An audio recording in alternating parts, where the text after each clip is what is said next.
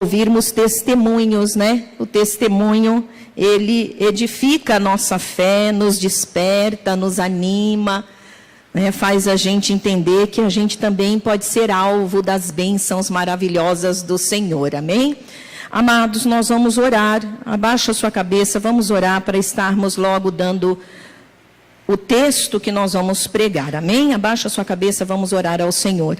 Pai Celestial, no nome de Jesus, nós te adoramos, Deus, nós te louvamos de todo o nosso coração, pela bênção, pelo privilégio de estarmos na tua casa, de podermos adorar o teu nome, de podermos ouvir a tua voz, de podermos ser tocados pelo Senhor.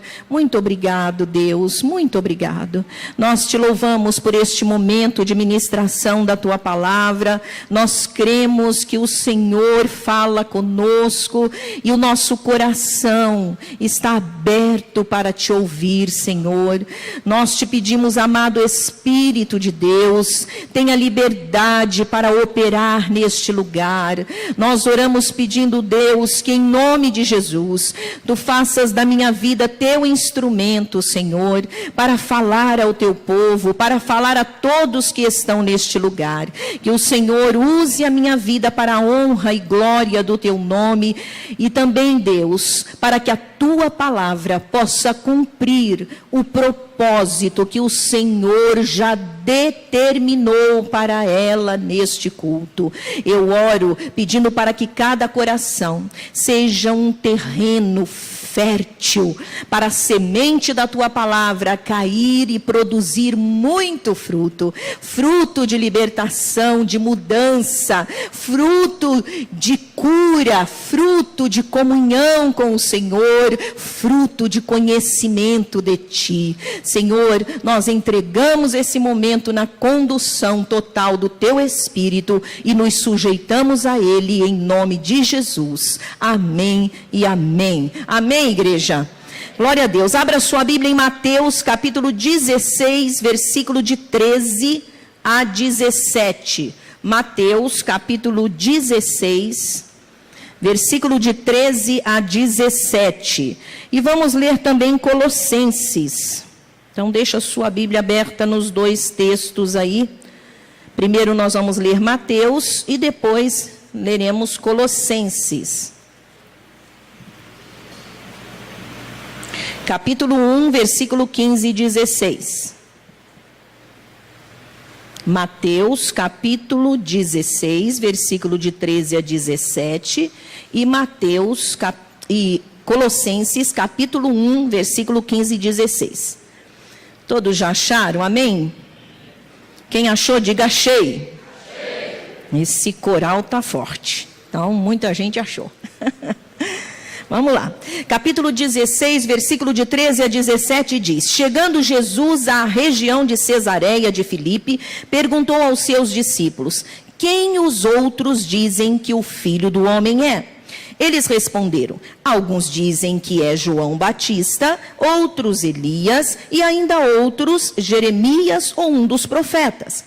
E vocês? Perguntou ele. Quem vocês dizem que eu sou? Pedro respondeu: Tu és o Cristo, o Filho do Deus vivo. Respondeu Jesus: Feliz é você, Simão, filho de Jonas, porque isto não lhe foi revelado por carne ou sangue, mas por meu Pai que está nos céus. Amém? Vamos lá para Colossenses, capítulo 1, versículo 15 e versículo 16. Vamos ler até o 17. Ele é a imagem do Deus invisível, o primogênito sobre toda a criação, pois nele foram criadas todas as coisas nos céus e na terra, as visíveis e as invisíveis, sejam tronos ou soberanias, poderes ou autoridades.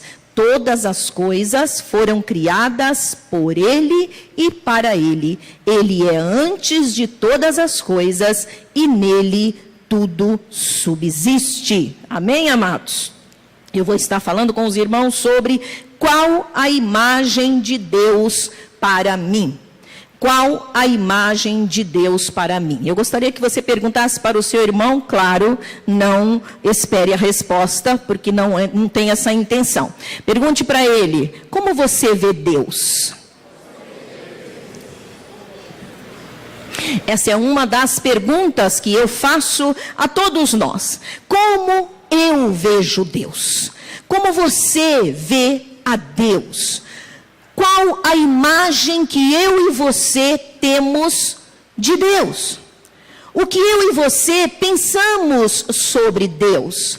É importante nós estarmos fazendo esta pergunta ou estas perguntas, porque da mesma maneira Jesus, na sua época, também quis saber, durante o seu ministério, o que os homens falavam a respeito dele. Como que as pessoas o viam? E aí ele faz a pergunta e a resposta para a pergunta de Jesus é obviamente, aquela resposta que já poderíamos imaginar. Não sabiam de verdade quem era Jesus. Confundiam quem era Jesus. Se atrapalhavam sobre a identidade verdadeira de Jesus. E Jesus vai mais além e pergunta para os seus próprios discípulos: e vocês? E para vocês, quem eu sou? E aí os discípulos, na boca de Pedro, responde: Tu és o Cristo, o Filho do Deus vivo. Amados, esta pergunta que Jesus fez aos seus discípulos lá atrás, indagando dos homens de sua época e também dos seus mais próximos, é uma pergunta que cabe hoje para cada um de nós. Por quê? Porque dependendo da imagem que eu e você temos de Deus, nós vamos nos relacionar com Ele. Dependendo da imagem que eu tenho do Senhor, vai determinar o relacionamento que eu vou conseguir ter com Deus. Geralmente a nossa imagem de Deus está em cima daquilo que nos foi um dia contado, ensinado, revelado, ou para alguns, e glória a Deus por esse alguns, experimentado. A nossa imagem de Deus se baseia para nós mediante a estas coisas.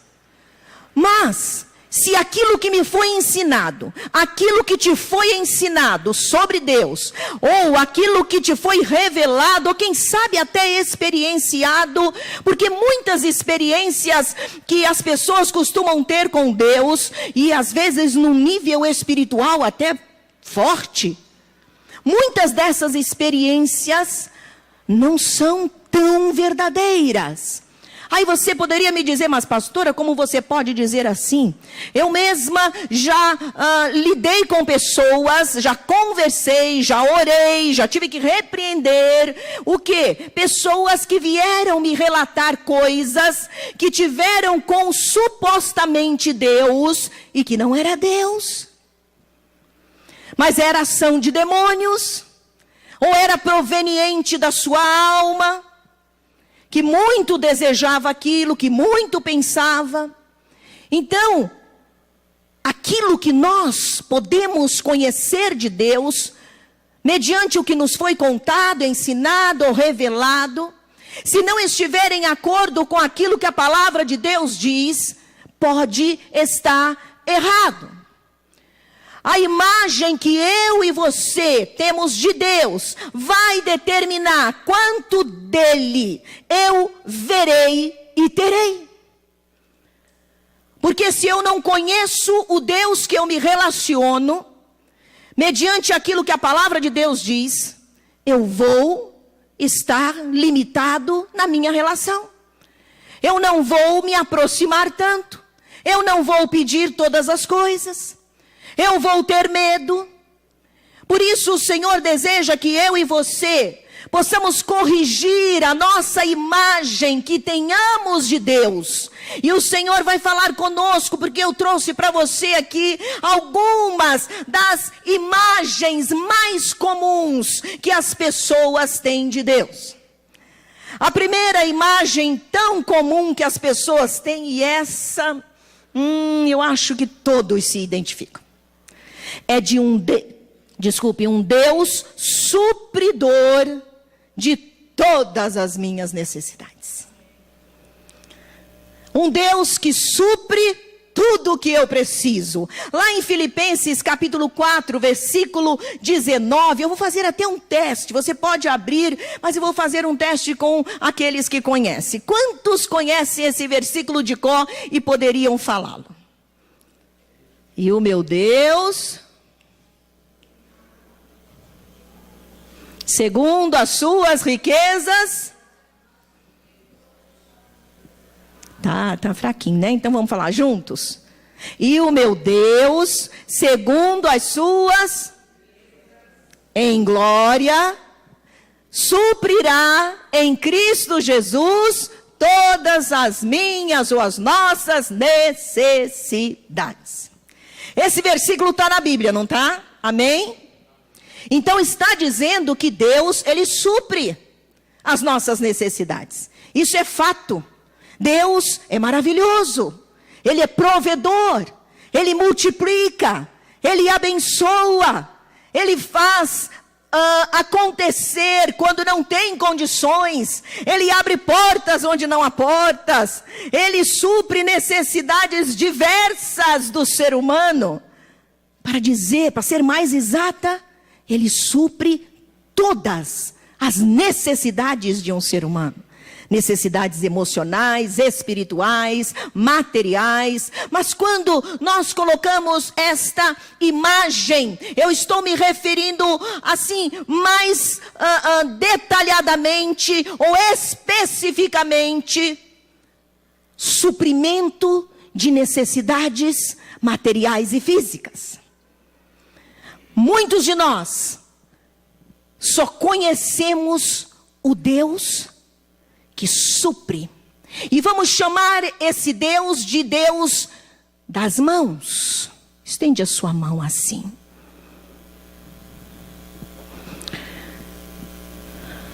Pode recolhê-la. Deus das mãos. O Deus que está disponível para mim somente para me dar algo. O Deus que está disponível para mim somente para suprir todas as minhas necessidades. Então a imagem que eu tenho desse Deus é um Deus que supre e supre todas as minhas necessidades. Eu não vejo Deus de outra maneira. É como se Deus fosse uma máquina de suprir coisas. E nesta máquina eu aperto o botão da minha específica necessidade. Então agora Deus, eu tenho necessidade de dinheiro. Eu tenho necessidade de amor. Eu tenho necessidade de uma roupa nova. Eu tenho necessidade de um relacionamento afetivo. Eu tenho necessidade de um carrão. Uma máquina de suprir minhas necessidades. A Bíblia diz, você diria, mas pastor, a Bíblia está dizendo que Deus supre? Sim. Mas Ele é muito mais do que uma máquina de suprir coisas. O nosso Deus é um Deus amigo fiel, é um Deus que quer ser Deus na tua vida, em sua essência. Amém, meus amados? Ele quer ser Deus teu amigo. Ele quer ser Deus que anda com você. Ele quer ser Deus que se revela a você. Ele quer ser Deus para transformar tua vida, endireitar os teus caminhos e trazer você na presença dele, para que você possa ser feliz e pleno. Amém? O Deus supridor das minhas necessidades, essa é uma das imagens. Não tem nada de errado eu chegar diante de Deus e pedir suprimento de necessidades. Não, pelo contrário. A Bíblia diz que todas as nossas necessidades devem ser conhecidas diante de Deus. Amém? Nós devemos sim colocá-las diante do Senhor e esperar que sejam supridas sim, porque esse Deus é Deus maravilhoso. Amém, meus irmãos? Mas Ele deseja que você não o conheça somente como supridor de necessidades. Mas há uma outra imagem muito comum que as pessoas têm de Deus. É do Deus da religião. Olha o que diz lá Mateus, que nós lemos, só que o versículo 15, do 8, passa a página, nós estávamos em Mateus 16, é só você voltar um pouquinho. Capítulo 15 de Mateus, versículo de 8 a 14. Olha o que Jesus denuncia da cúpula religiosa de sua época. Este povo me honra com os lábios, mas o seu coração está longe de mim. Em vão me adoram. Seus ensinamentos não passam de regras ensinadas por homens. Jesus chamou para junto de si a multidão e disse: ouçam e entendam. O que entra pela boca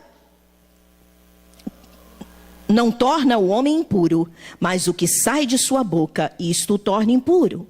Então os discípulos se aproximaram dele e perguntaram: sabes que os fariseus ficaram ofendidos quando ouviram isso?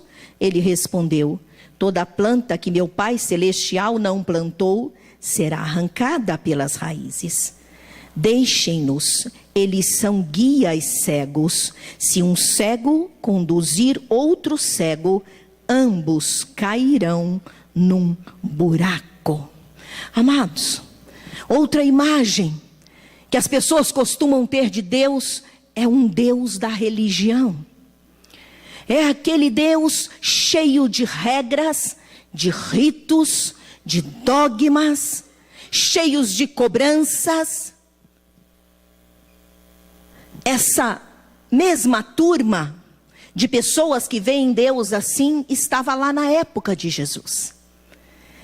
Viam Jesus com as suas lentes da religião.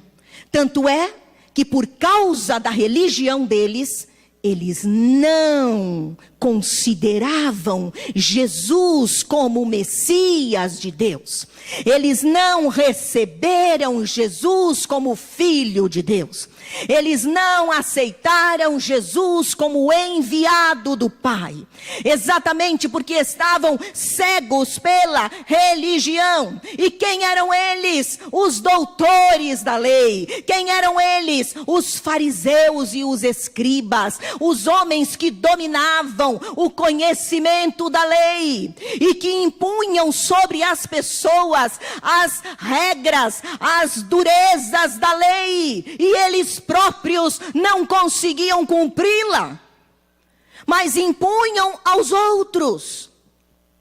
Jesus Cristo, em Mateus 5:20, ele diz: mas se a vossa justiça não exceder a dos escribas e fariseus, de modo nenhum entrareis no reino dos céus. Isso significa, um Deus da religião não funciona. Porque não vai tocar em Deus o meu culto, não vai tocar em Deus a minha adoração, porque a palavra de Deus está dizendo, e o próprio Jesus Cristo denunciou isto: o Deus da religião, ele é adorado ou reverenciado pelas pessoas não sinceras. E Jesus Cristo disse: este povo honra-me com os lábios, mas o seu coração está longe de mim. Em vão me adoram, ensinando doutrinas que são preceitos de homens. Eles são cegos, querendo guiar outros cegos. Mas, amados, eu estou falando de uma turma lá daquela época. Mas e nós aqui? Como é que eu e você temos visto a Deus? Será que nós também não temos enxergado um Deus da religião? Um Deus que eu tenho que cumprir regras. Um Deus que eu tenho que cumprir dogmas. Um Deus que eu posso enganar quando eu entro daquela porta para dentro. Eu visto a minha roupagem de santidade, de crença, de religiosidade. E aqui eu fecho os olhos, eu adoro a Deus, eu canto louvores. E depois saio deste recinto. E Deus fica aqui. E lá na minha casa, lá no meu trabalho, lá no meu dia a dia, Ele não me acompanha. Ele não vê meu coração. Ele não sabe das minhas atitudes pecaminosas. Ele não vê as minhas brigas e contendas com os meus familiares. Ele não vê a minha falta de perdão. Ele não vê a minha língua maledicente. Esse é o Deus da religião. Mas a Bíblia diz que não é assim. Porque esse Deus da religião jamais mudará a minha vida e a sua. O Senhor deseja que você tenha a imagem dEle como Ele é. Um Deus presente, um Deus que anda com você, um Deus que vai para a sua casa, um Deus que cuida de você lá no seu trabalho, um Deus que conhece as angústias do teu coração, um Deus que sabe que você não está sendo sincero dentro do templo, muito menos lá fora, mas o Senhor diz para você: eu posso te transformar, eu posso te libertar, eu posso te curar, porque eu sou o Deus da verdade, aleluia. Eu sou o Deus que transformo, eu sou um Deus pessoal. O Deus da religião não vai fazer cosquinha na minha vida. O Deus que eu uso muito para os outros: faça isso, faça aquilo outro, você não pode isso, você não pode aquilo. Fulano me magoou, Cicrano me perturbou, Beltrano falou mal de mim. E eu? Fiz o quê? Sou instrumento de paz? Ou sou instrumento de contenda, confusão? Como é que está a minha vida lá na célula? Como é que está a minha vida aqui na igreja?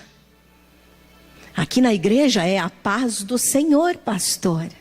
Sorriso de orelha a orelha. Tipo assim, estamos bem tranquilos, fazendo aquilo que a gente acha. Na hora da oração, nós estamos pensando em qualquer coisa, nos agitando. Na hora do louvor, a gente está olhando a roupa, olhando os ventiladores. Aí quando vê o pastor ou a pastora,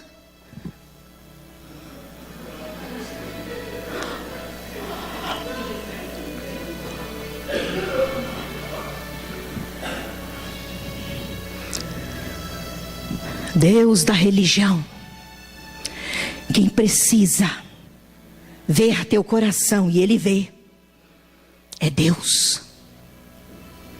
Eu não posso fazer nada na tua vida a não ser me deixar ser usada por Deus para abençoar você, a caminhar com Deus de uma forma sincera, verdadeira, para que você seja abençoado nesta terra, liberto, vá para frente. Conheço o Deus da verdade, conheço o Deus da Bíblia, conheço o Deus pessoal, e não o Deus do templo, o Deus da igreja, mas o Deus teu, amém?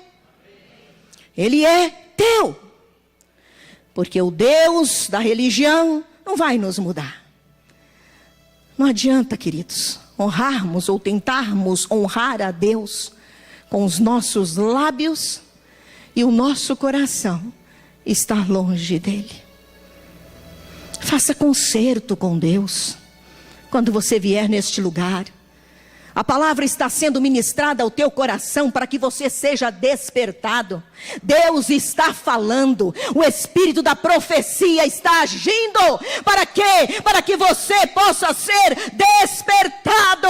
A sua vida possa se aproximar de Deus e possa ser transformada. É para isso. Deus está falando. Cristo quer nos libertar disso. Quer ter um relacionamento com você. Mas tem uma outra imagem que as pessoas costumam ter de Deus. É a imagem de um Deus tirano e castrador. Vamos ler 2 textos que falam ao contrário disso. Êxodo 34, Êxodo, 2º livro da Bíblia, fica facinho para achar. Gênesis, Êxodo.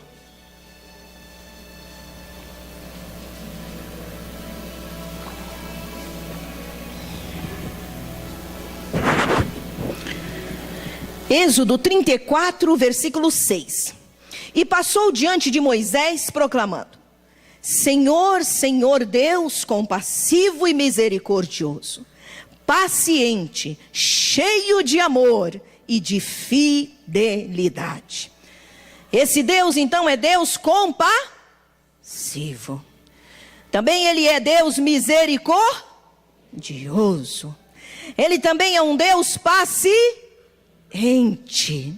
e cheio de amor e de fidelidade. Aleluia. Olha o Salmo 34, 8. Esse texto eu acho que você sabe de cor. Eu fico colocando expectativas sobre o seu conhecimento da Bíblia e eu vou acabar tendo pesadelo lá em casa, hein, gente? Pelo amor de Deus. Pelo amor de Deus. Vamos ler a palavra, vamos decorar a palavra. Para que isso, pastor? Isso é religioso? Não, querido, isso é bênção na tua vida. A palavra te liberta. Quando você conhece a palavra e a tem decorada, o Espírito Santo vai te fazer lembrá-la na hora certa para abençoar você. Amém? Então vamos lá. Salmo 34, versículo 8. Provem e vejam como o Senhor é bom. Como é feliz o homem que nele se refugia. O Senhor é o que, igreja? É bom. Vou fazer de cada lado, vamos ver quem ganha, tá? Esse lado parece estar mais representado. O Senhor é o que, igreja? Vamos lá, gente. Enche o peito de ar, abre a boca. O Senhor é o que, igreja? Yes! Desculpem, mas vocês viram, né? Vocês querem ter uma segunda tentativa? Não, né? Esse lado diz que não, já ganharam, já foram premiados. Mas nós, nos 2 lados, foram premiados, porque declararam que o Senhor é bom e Ele é mesmo. Aleluia! Queridos, muitos de nós, muitos que procuram a igreja, e infelizmente alguns cristãos, tem a imagem de Deus como um Deus tirano, um Deus castrador, sabe? Tipo aquele ditador da Coreia do Norte. Quem conhece o Kim Jong-un? Conhecem? Pois é, né? Tá ficando famoso aquele baixinho, né? Alguns acham que Deus é o Kim Jong-un. É o Quinzinho. Esse homem é um ditador louco, gente. Segundo notícias, você já deve ter ouvido falar nisso, né? Porque veio na Veja e volta e meia eles informam esse tipo de comportamento desse louco, né? A ditadura lá na Coreia do Norte é tão cruel, que no dia 8 de julho, tem alguém que faz aniversário dia 8 de julho? Não? Amém. Para eles lá é um dia muito importante. Importante para a família do Kim Jong-un. Porque o avô dele morreu. O homem que começou toda aquela dinastia, aquela coisa, entende? Então, nesse dia, se liguem nisso, que absurdo. É proibido sorrir. Eu posso imaginar como que pode ser um negócio desse. Você até na sua casa, você não pode sorrir, dar uma gargalhada lá, mas ninguém está vendo. E se virem? Cabeças rolam. Você tem que correr para o banheiro, ligar o chuveiro, e lá você dá toda a gargalhada que você quiser. Você não pode rir. Isso é uma das coisas, né? Eu só estou colocando uma atitude absurda. Em cada ponto da Coreia do Norte, principalmente os lugares mais visitados e mais importantes, tem imagem do cadê ele? Jong-un. E aí, quando você passa, você tem que reverenciá-lo, adorando. Amados, eu estou colocando esse homem aqui, né? Essa figura estranha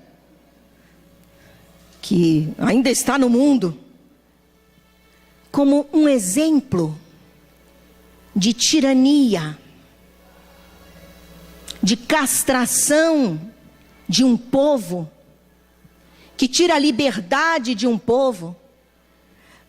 Para exemplificar, eu acredito que você pode achar que eu esteja até exagerando, mas eu quero forçar a barra mesmo, para que você não fique com nenhum tipo de imagem semelhante a essas que eu falei, e também principalmente esta, de que Deus é um Deus tirano e castrador.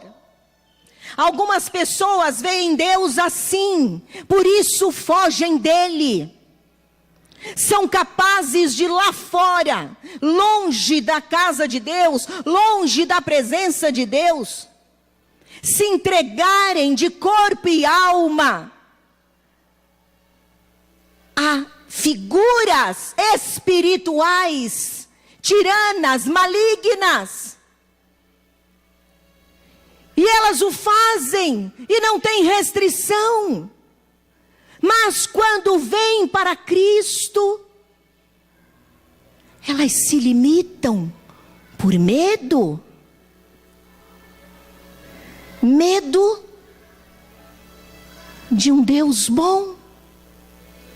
E não tiveram medo do Deus Kim Jong-un. Vamos chamar Satanás assim.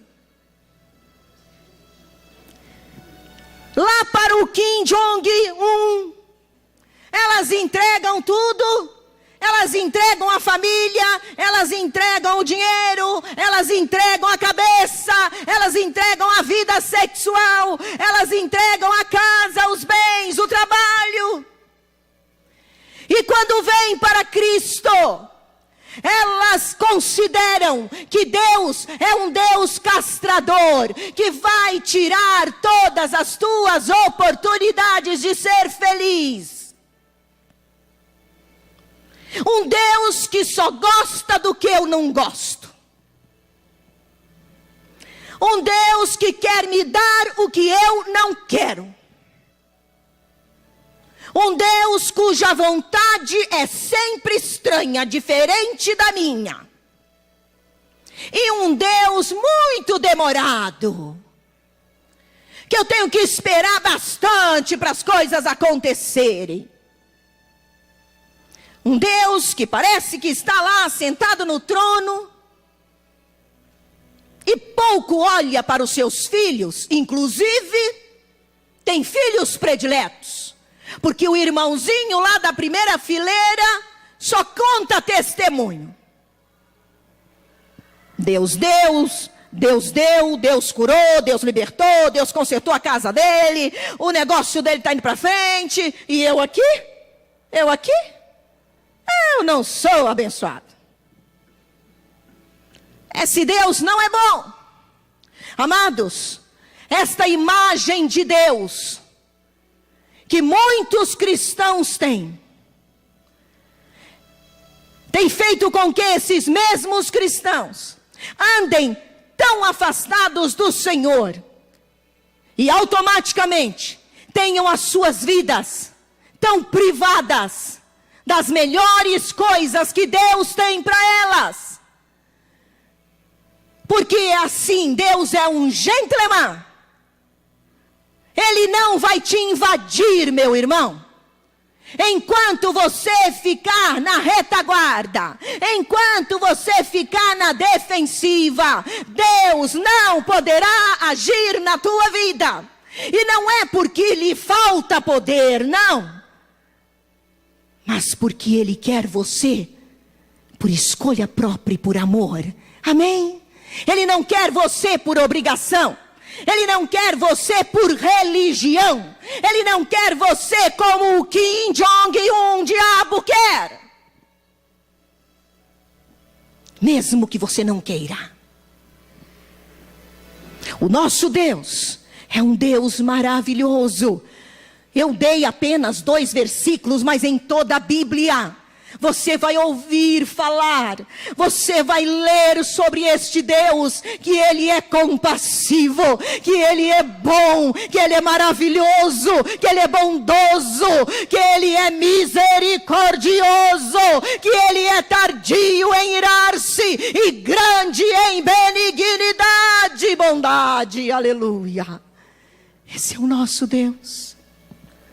Então essa imagem que você colocou no teu interior sobre Deus, seja você crente de 1 ano, 6 meses, 2 meses, 10 anos, 20 anos, 40 anos, olha, não tem diferença. Porque a imagem que temos de Deus não é por causa dos anos de igreja, mas é pela possibilidade que eu dou a Deus de entrar na minha vida e fazer o que Ele quer. Aleluia. E lá em Romanos, a palavra de Deus diz que a vontade de Deus é sempre, diga sempre, ela é sempre boa, agradável e perfeita. Que é 3 coisas que define tudo, fecha tudo e não dá direito para falar nada. São essas 3 palavras: boa, perfeita e agradável. Esta é a vontade de Deus. Mas quem sabe você ainda acha que Deus é um Deus tirano e castrador. Mas o Espírito Santo que está agindo neste lugar, Ele está falando com você para que a tua imagem de Deus possa ser alterada hoje. Você está sendo privado de ter a bênção da comunhão dEle sem limites, a bênção da comunhão dEle sem prisões, a bênção do convívio com Ele, do caminhar com Ele, a bênção de ter os seus sonhos realizados, porque esse Deus, Ele não nos engana, mas é um Deus maravilhoso, que não somente põe um sonho no nosso coração, mas nos ajuda a realizá-lo. Diga amém, eu vou realizar o meu sonho. Aleluia. Esse é o nosso Deus. Ele não é um Deus tirano. Então para de achar que Deus é o Kim Jong-un. Você nunca mais vai esquecer desta parte da palavra. Pode ter certeza, porque inclusive o baixinho está lá em alta, né, fazendo besteira todo dia. O Kim Jong-un só quer a tua morte, a tua destruição. Ele só quer te oprimir. Mas o nosso Deus não. Nunca, nunca, nunca, nunca. Deus nunca, mas nunca vai ferir você como você pensa. Deus te ama. Deus é bom o tempo todo. Prova e vede que o Senhor é bom, aleluia. Mas ainda há uma outra imagem que as pessoas têm de Deus. É um Deus da graça legalzão. Diga assim, ó, legalzão. Hebreus capítulo 3, versículo 7. Olha o que diz lá a palavra de Deus, final da Bíblia. Vai lá para o finalzinho. Hebreus capítulo 3, versículo de 7 em diante, eu vou ler para ganharmos tempo. Amém?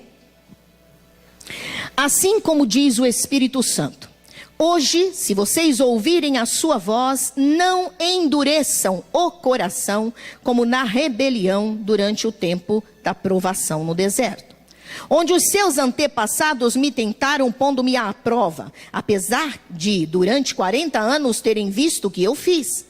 Por isso fiquei irado contra aquela geração e disse, o seu coração está sempre se desviando e eles não reconhecem os meus caminhos.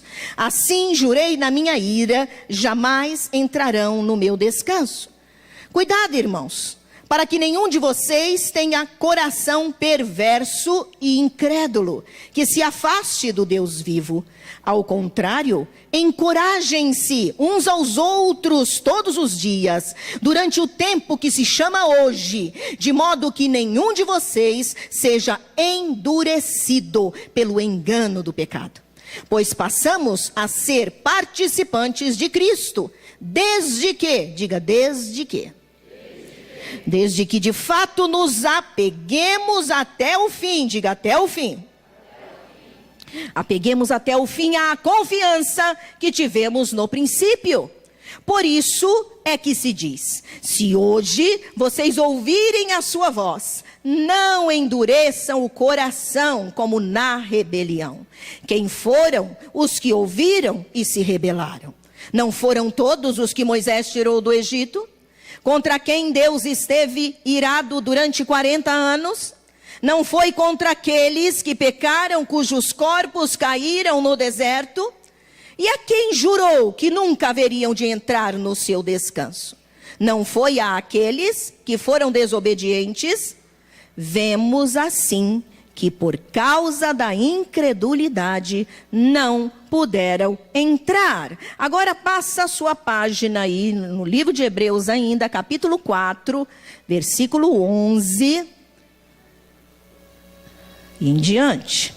Diz assim: portanto, esforcemo-nos por entrar nesse descanso, para que ninguém venha a cair segundo aquele exemplo de desobediência. Diga, é preciso esforço. Olha para o teu irmão e diga, irmão, você precisa se esforçar. Para que ninguém venha a cair seguindo aquele exemplo de desobediência. Pois a palavra de Deus é viva e eficaz, mais afiada que qualquer espada de 2 gumes. Ela penetra até o ponto de dividir alma e espírito, juntas e medulas, e julga os pensamentos e intenções do coração. Nada em toda a criação está oculta aos olhos de Deus. Tudo está descoberto e exposto diante dos olhos daquele a quem havemos de prestar contas. Portanto, visto que temos um grande sumo sacerdote que adentrou os céus, Jesus, o Filho de Deus, apeguemo-nos com toda firmeza à fé que professamos. Pois não temos um sumo sacerdote que não possa compadecer-se das nossas fraquezas, mas sim alguém que, como nós, passou por todo tipo de tentação, porém sem pecado. Assim, aproximemo-nos do trono da graça, com toda a confiança, a fim de recebermos misericórdia e encontrarmos graça que nos ajude no momento da necessidade. Amados, uma outra visão distorcida, uma outra imagem distorcida que as pessoas têm de Deus, é um Deus da graça legalzão. Quem é esse Deus da graça legalzão? É aquele Deus que tolera tudo. Ele hiper, master, plus, bonzinho, bacana, que tolera todas as minhas pisadas na bola, que tolera todos os meus envolvimentos com o pecado.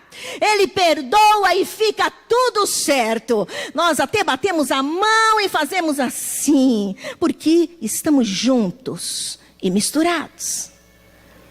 Ele é o Deus da graça que tolera tudo. Amados, esse ensino não existe na palavra de Deus. Nós acabamos de ler o escritor de Hebreus colocando como um exemplo ruim, um exemplo triste do povo de Israel no deserto, que insistentemente irritaram ao Senhor com as suas incredulidades, desobediências, murmurações, idolatrias e toda sorte de pecados. O escritor de Hebreus diz: tenham vocês cuidado. Deus não tolerou lá e não vai tolerar aqui. Ah, pastora, esse é um Deus tirano. Não, meu irmão. Esse é o Deus que é o mesmo ontem, hoje e eternamente. As pessoas costumam dizer assim, que o Deus do Velho Testamento é diferente do Deus do Novo Testamento.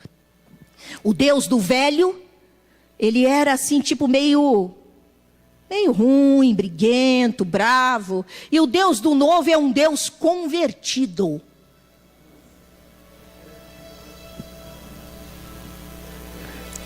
A tolerar os nossos pecados. A Bíblia não ensina isso. A Bíblia fala da graça, sim, oh graça, maravilhosa graça, que me justificou e que me salvou. Mas a graça, queridos, não é liberação para eu e você pecarmos indiscriminadamente e ficarmos pedindo perdão, pecamos, pedindo perdão, pecamos. E o escritor de Hebreus diz: para que você não se endureça pelo engano do pecado. Vai fazendo, e de novo, e de novo, e de novo. Pede perdão, perdoado, pede perdão, perdoado.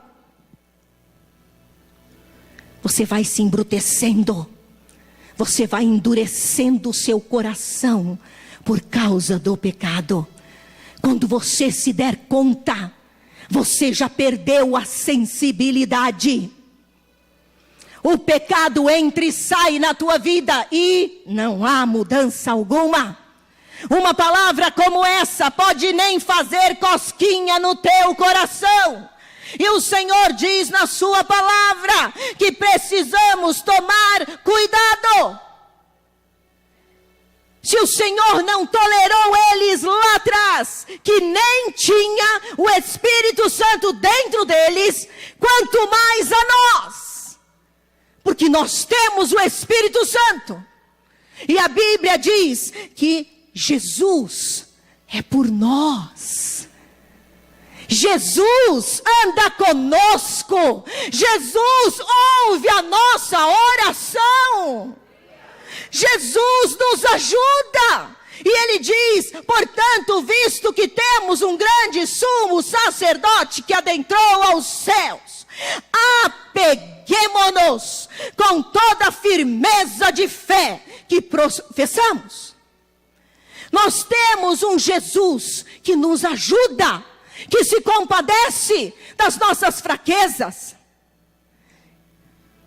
Mas não um Jesus que todo dia eu vou lá e dou tapa na cara dele e diz para ele: ó, período da graça, tá? Então, segura aí.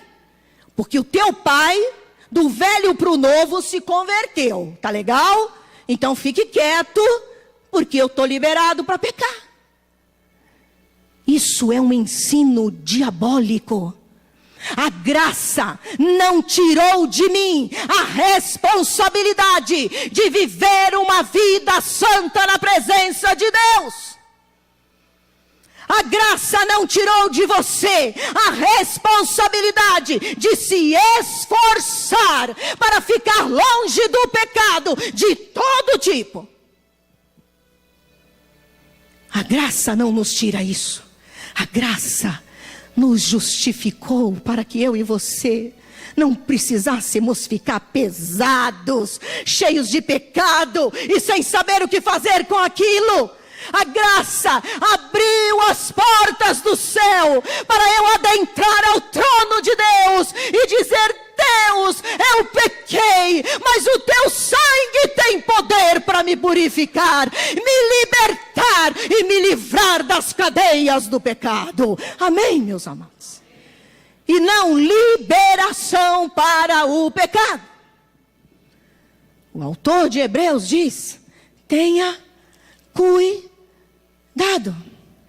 Cuidado, irmãos. Isso aqui ele não está falando, está falando de irmãos. Crente. Ele não está falando para não crente. E nem está falando com o povo de Israel do passado, porque há uma conversa fiada, dizendo: é o povo do deserto, é o povo do Velho Testamento. É povo de Deus, irmão. A Bíblia inteira é a Bíblia de Deus, meu irmão. Não é esta página é para agora e essa outra não é. Rasgo, jogo fora. Nada disso. Versículo 12 do capítulo 3. Cuidado, irmãos, para que nenhum de vocês tenha coração perverso e incrédulo, que se afaste do Deus vivo. Ao contrário, encorajem-se uns aos outros todos os dias, durante o tempo que se chama hoje, de modo que nenhum de vocês seja endurecido pelo engano do pecado. É para nos ajudarmos. Então, se você está vendo o seu irmãozinho, sua irmãzinha indo para o buraco, ajude-o, ajude-a. Ministre a ele, ministra a ela. Ora primeiro por ele e por ela, e depois vai até ele. Ah, mas estamos no período da graça, tudo pode, eu sou assim com o Espírito Santo. Você só se esqueceu de mudar o segundo nome do Espírito. Porque se você é assim com o Espírito Santo, você vai obedecer esse livro e vai ter temor a Deus. O segundo nome desse espírito pode ser espírito sujo, espírito imundo. Então o Senhor deseja que a sua imagem do Deus da graça seja o Deus que é o mesmo ontem, hoje e eternamente. Que ama o pecador, mas não tolera o pecado. Ah, pastor, eu peco, depois eu peço perdão porque eu estou na graça. Então começa a dar gargalhada, meu irmão. Porque a graça não vai cobrir teu pecado, se não houver sincero e genuíno arrependimento e abandono deste pecado. Lá em Provérbios diz: aqueles que confessam o pecado e deixam, alcançam misericórdia. Então tem que confessar e deixar. O Deus da graça continua dizendo para você: guarde a tua fé, viva e em santidade. O Deus da graça continua dizendo para você: se hoje, diga para o seu irmão, é hoje, irmão. Se hoje ouvirdes a voz de Deus, não endureça o teu coração. Tipo assim, não é comigo, é para aquele irmão que não veio hoje, entendeu? Não é comigo, que eu estou ali, com Deus da religião. Vou em todos os cultos, sou santo, santa. Essa palavra é para você e para mim. É para todos nós, porque é a palavra de Deus e quem está falando é Ele, meus irmãos. E por último, já estou encerrando, qual é a outra imagem que as pessoas costumam ter de Deus? E essa eu gostaria que você aplaudisse. Um Deus Pai Todo-Poderoso. Pode aplaudir. Aleluia! Glórias ao teu nome, Senhor! Aleluia, Deus! Glórias ao teu nome, Deus. Glórias ao teu nome, Deus. Aleluia. Aleluia. Abra lá em 1 João, capítulo 3. 1 João, lá no finalzinho da Bíblia. Capítulo 3, versículo de 1 a 3. Os jovens afinem a garganta aí, que a gente vai cantar aquela frasezinha do Pai me adotou, amém? Pessoal, os levitas fiquem afinados, vamos cantar a capela mesmo, que nós cantamos, né, gente? Amém? Vamos lá, capítulo 3, versículo de 1 a 3 diz: vejam como é grande o amor que o Pai nos concedeu, sermos chamados filhos de Deus, o que de fato somos. Por isso o mundo não nos conhece, porque não o conheceu. Amados, agora somos filhos de Deus, e ainda não se manifestou o que havemos de ser, mas sabemos que quando Ele se manifestar, seremos semelhantes a Ele, pois o veremos como Ele é. Todo aquele que nele tem esta esperança, purifica-se a si mesmo, assim como Ele é puro. Amém? Vamos ler 2 Coríntios. Eu vou achar primeiro que você, porque eu estou aqui assinalado, tá? Capítulo 1 de 2 Coríntios, versículo 3 e 4. O apóstolo Paulo fala, dá uma saudação, exaltando o nosso Senhor e a sua paternidade. Bendito seja o Deus e Pai de nosso Senhor Jesus Cristo, Pai das misericórdias e Deus de toda consolação, que nos consola em todas as nossas tribulações, para que com a consolação que recebemos de Deus, possamos consolar os que estão passando por tribulações. Então, vimos aí a paternidade de Deus nesses dois textos. Agora vamos para Colossenses, passa para frente aí de Coríntios. A pastora faz você passear na Bíblia, né? Ou você aprende os livros, ou aprende, irmão. Amém? Vamos lá. Colossenses, capítulo 1, versículo 15 a 17. Ele é a imagem do Deus invisível, o primogênito sobre toda a criação, pois nele foram criadas todas as coisas nos céus, na terra, as visíveis e as invisíveis, sejam tronos, soberanias, poderes ou autoridades. Todas as coisas foram criadas por ele e para ele. Ele é antes de todas as coisas e nele tudo subsiste. Diga aleluia! Agora Apocalipse, agora é final do final, né? Aí não tem erro, porque não fica nem escondidinho. Apocalipse, capítulo 1, versículo 8. Apocalipse, capítulo 1, versículo 8. Vamos lá. Eu sou o Alfa e o Ômega, diz o Senhor Deus, o que é, o que era e o que há de vir, o Todo-Poderoso. Diga aleluia! Glória a Deus. Queridos, essa é a imagem que eu e você temos que ter de Deus e conservá-la. É um Deus Pai. Os jovens e a igreja têm cantado, a igreja começou a cantar domingo, né, passado, e os jovens têm cantado essa música. O Pai me adotou, seu amor me comprou. Eu era órfão, hoje sou filho. Todo mundo. O Pai me adotou, seu amor me comprou. Eu era órfão, hoje eu sou filho. Oh, aleluia. O mundo está ausente de paternidade, está carente de paternidade. Mas Deus é Pai.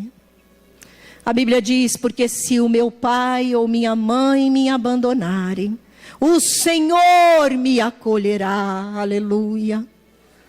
Você tem um pai, meu irmão, minha irmã. Tem a imagem de Deus como Pai eterno, Deus de misericórdia, Deus maravilhoso que nos consola, que nos põe no colo, que nos afaga, enxuga as nossas lágrimas, nos faz parar de chorar, para podermos enxergar que o dia de amanhã vai ser melhor. Não vai acabar no hoje, não. O amanhã Deus está preparando para a tua vida, meu irmão. Ele é Pai eterno.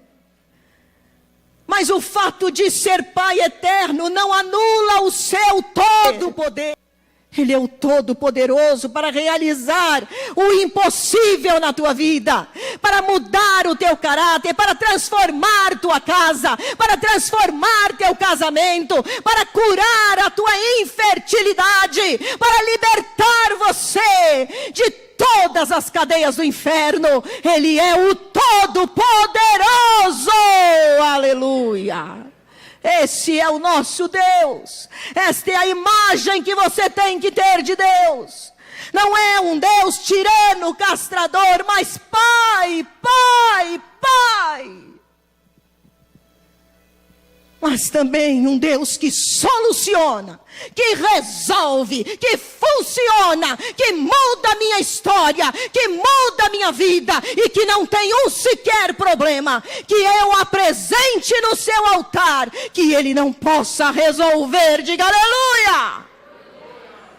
Esse é o Todo-Poderoso Deus. Nele tudo subsiste. Ele é o alfa e o ômega, o princípio e o fim, o Todo-Poderoso. Aleluia. Então viva este Deus. Tenha a imagem dele correta. Não faça confusão e não se prive de ser abençoado. Amém, meu irmão? Fique de pé, nós vamos orar ao Senhor nesta hora.